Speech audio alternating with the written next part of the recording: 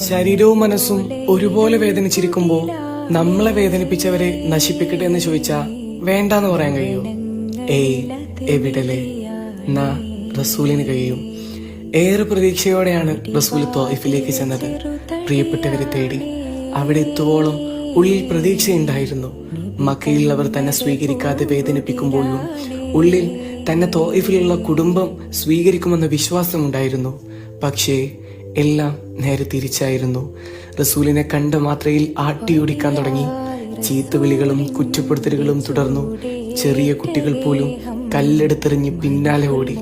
അവിടെ നിന്ന് രക്ഷപ്പെട്ട റസൂൽ തളർന്നിരിക്കാണ്. ദേഹമാസകലം വേദനയുണ്ട്, മുറിവ് പറ്റിയിട്ടുണ്ട്. ശരീരം വേദനിക്കുന്നതിനേക്കാൾ വേദന മനസ്സിനാണ്. പ്രിയപ്പെട്ടവരും ആട്ടിയോടിച്ചിരിക്കുന്നു. ജിബ്രീൽ അലൈഹിസ്സലാത്തു വസ്സലാം വന്നു, നബിയെ, ആ രണ്ട് മലകൾക്കിടയിൽ അവരെ ഞാൻ നശിപ്പിക്കും